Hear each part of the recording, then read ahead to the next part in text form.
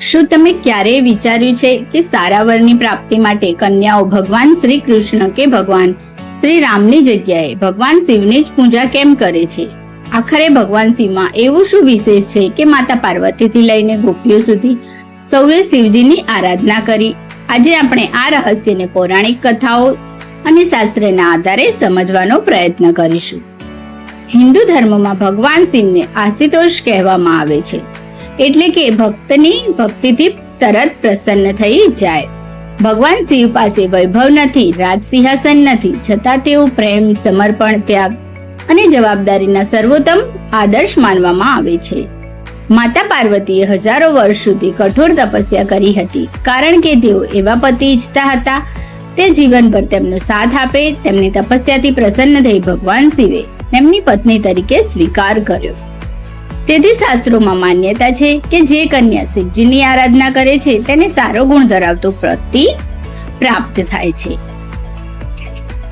ઘણા લોકોને આશ્ચર્ય થાય છે કે ગોપીઓ તો શ્રી કૃષ્ણને પતિ રૂપે મેળવવા માંગતી હતી, તો પછી તેમણે શ્રી કૃષ્ણની નહીં પણ શિવજીની પૂજા કેમ કરી? શ્રીમદ ભાગવતમાં વર્ણન છે કે વૃંદાવનની ગોપીઓએ માર્ગશીર્ષ મહિનામાં કાત્યાયની વ્રત કર્યું હતું, પરંતુ વૃંદાવનમાં ભગવાન શિવ ગોપેશ્વર મહાદેવ તરીકે શ્રી કૃષ્ણની લીલાના રક્ષક માનવામાં આવે છે. શ્રીમદ ભાગવત અનુસાર ગોપીઓએ શ્રી કૃષ્ણને પતિ રૂપે મેળવવાની કામના સાથે દેવીની ઉપાસના કરી અને શિવજીનું પણ આશીર્વાદ મેળવ્યું. આ આશીર્વાદ છે કે ભગવાન શિવ ભક્ત અને ભગવાન વચ્ચેના માર્ગને સરળ બનાવનાર દેવ.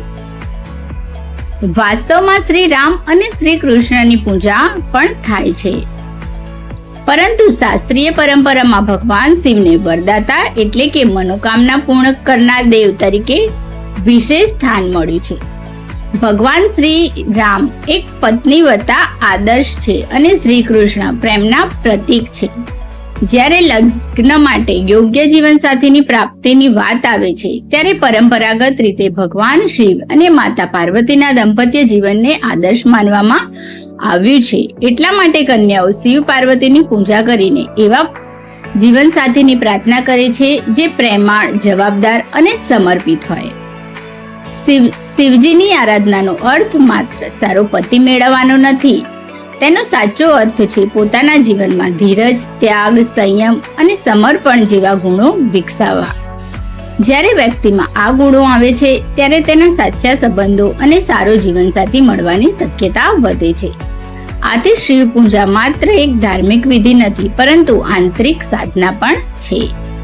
તો મિત્રો, કન્યાઓ ભગવાન શિવની પૂજા કરે છે તેનું કારણ એ નથી કે શ્રી રામ કે શ્રી કૃષ્ણ ઓછા મહાન છે, પરંતુ શાસ્ત્રોમાં ભગવાન શિવને આદર્શ પતિ અને મનોકામના પૂર્ણ કરનાર દેવ તરીકે વિશેષ સ્થાન આપવામાં આવ્યું છે. માતા પાર્વતીની તપસ્યા અને શિવ પાર્વતીના આદર્શ દાંપત્ય જીવનને કારણે આ પરંપરા આજે પણ જીવત છે.